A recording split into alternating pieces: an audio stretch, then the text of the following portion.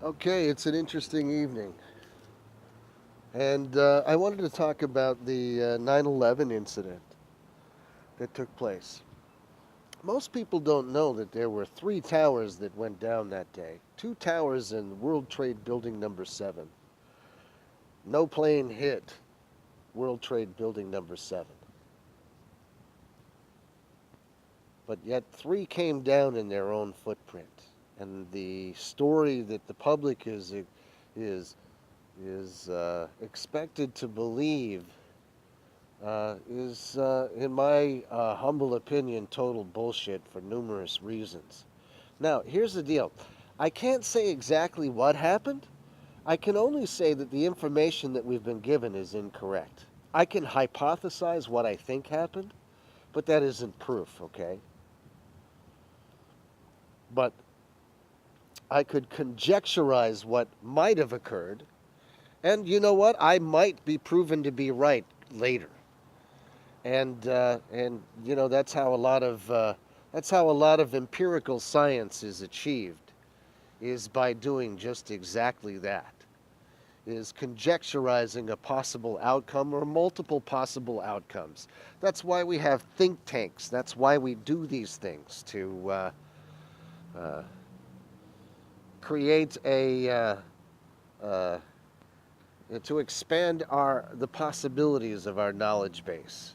So we try to do those things.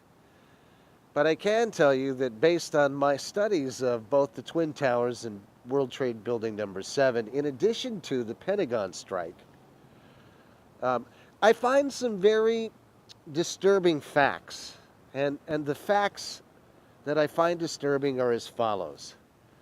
You have a Charles Burlingame, the pilot of flight number 77, who is a Top Gun pilot, okay? You know, Tom Cruise, Top Gun. He's a Top Gun pilot. He's that good, okay? Um, I find it odd that he's born in 1949 on September 12th and that he allegedly dies. I say allegedly because I don't believe that he's dead, but I could be proven wrong, okay? I just think it's odd that he dies on September 11th, 2001.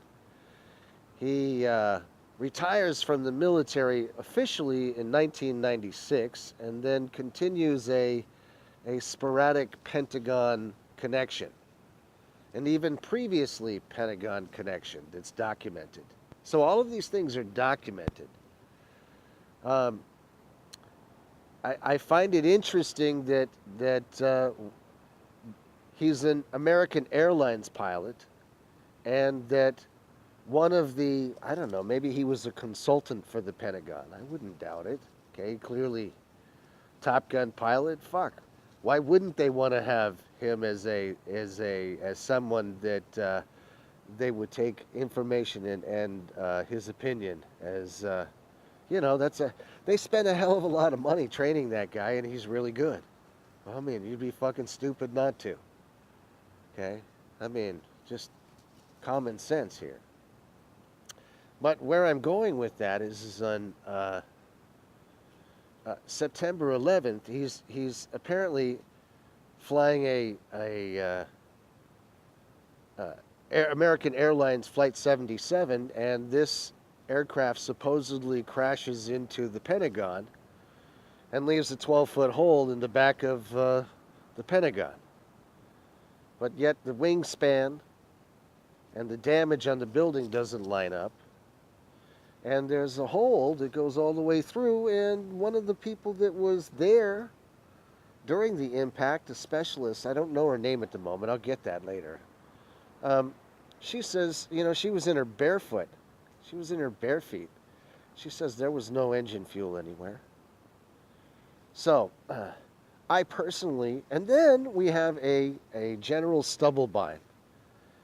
You need to watch the documentary on that. Now, I find it interesting that General Stubblebine is born February 6, 1930, and unfortunately, he's passed away February 6th, 2017, and he was the only high ranking Army intelligence, strategic Army intelligence officer for the entire Army worldwide. that made some rather interesting comments about his observations based on his expertise in those areas. And now I imagine the Army filled him in on all kinds of things over his 32-year career. And clearly the military has been engaged in some nefarious activities for quite some time, all the way back to Vietnam. Running, we know that the Gulf of Tonkin incident was total bullshit, and the political elite, President Johnson and John McNamara, engaged the American public into a war over a fucking lie and lost 58,000 American lives and God only knows how many North Vietnamese. Not to mention the casualties on both sides, wounded, maimed, emotionally disturbed. So, that's just to say that our government, this government, does not do things like that is fucking stupid. You're an idiot if you don't think so. So I find it interesting that after, I find it a little disturbing that the general dies on his birthday. I find that a little coincidental. I don't think that happens too often. And given the nature of his commentary, I don't know about that one. That one sticks out to me. It could have happened, okay? I mean, maybe it wasn't intentional. Maybe they didn't snuff him. I wouldn't fucking put it past them. You see, that's the deal. I don't trust our government. I don't believe it's wise or prudent to trust the United States of America, because the United States of America and those in control and the political leaders of this country over the last 50 years have proven themselves not to be trustworthy. And you're a fool if you trust them. It's foolish to do so. And, and I've been a fool too, okay? I joined the Army. Yep. I sucked as a soldier, I'm sure. Wasn't much of a soldier, I'm sure some people would say that. I served with some really good men. I'll say that, okay? Better men than me. How about that? I'll let it rest right there. And I don't know. It's really sad because I always wanted to believe in the United States as a good country, as a country that God Almighty, the creator of heaven and earth. I always wanted to believe that somehow we were doing good and doing God's will in a beautiful and a good way. But the perversions that I see in this country and the moral decay, the moral collapse, fuck decay, okay? It's been rotten for a long fucking time. That shit's fell off the tree and, the tree is ready to come down now. Collapse. The total disintegration of morality, the total disintegration of Christian values. And I mean, you don't have to walk on water. That's not what I'm talking about. I'm not talking about religion. I'm talking about, the Most High Creator, the top gun out there, okay? Whatever God is. I don't claim to know what God is. But I do believe in some very core values. And even in my life has been warped and fucked up by this country and the values and the decline of the values in this country. And they've messed me up too. Messed my family members up. I'm not happy about that. Might as well say they fucking went through a war. Sure. Fucked their minds up too. They were no better. So I don't fault them on one hand and I do on another hand, just on a personal level. I'm willing to forgive and forget. But I can't allow this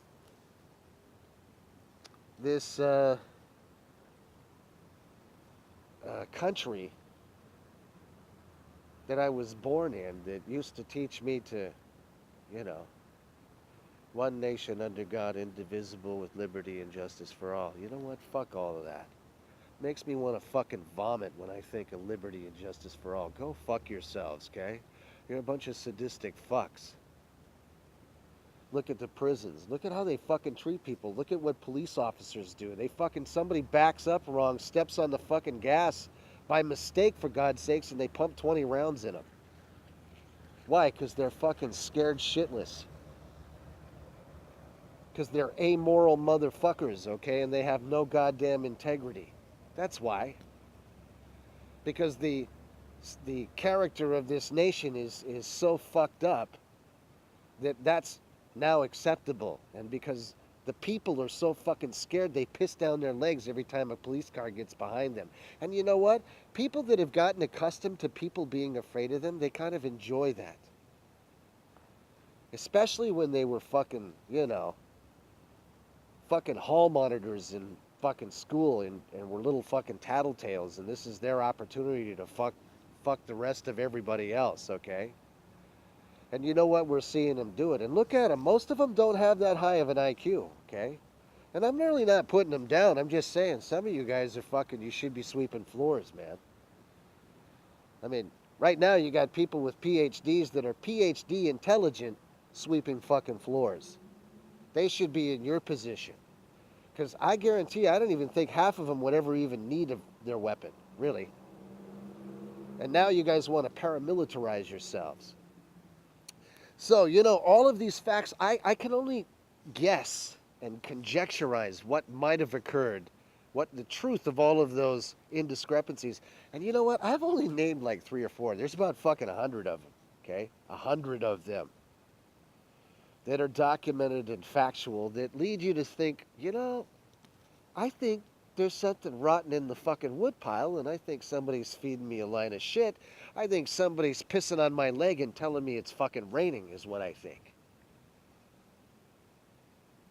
Now, what am I going to do about it as one man? I'm going to continue to talk about it. I'm going to continue to talk to people, family, and friends. I've been doing it for a long time. I'm going to keep doing it. And the more I find, all it does is embolden me even more to realize what a fucking shithole this really is. And it's worthy of total destruction. Complete and total destruction. It's worthy of it. The people, on the other hand, are salvageable. They're fucked up, but they're salvageable, okay? I don't want them harmed. I don't want them more fucked up than they already are. And that includes the people in prison. I want fucking prison reform. I don't want the fucking psychotic, twisted fucking shit that goes on in prisons. I want mental and spiritual health. And you think all of these things aren't realistic? Well, they are realistic if you're a healthy individual. Or if you even aspire to be healthy. If you ever wanted to have a dream that just maybe God was real and God would do something like that, if you really wanted him to, or it, or whatever God is the only one that is not having an identity crisis about who he is, or what he is, or what it is. And I don't mean that derogatorily. I just simply mean I don't know exactly what God is. I have no idea. So, these are some points that I want to put out there. And, I share these things with people, and they're starting to scratch their head and go, you know what? I think you're right. I think something's rotten in the fucking woodpile, and I think we've been fed a line of shit, is what I think. So, clearly I know that I'm not alone in it. So, this is part 1. Maybe it'll be a 20-part series. I don't know. This is not my therapy session, okay?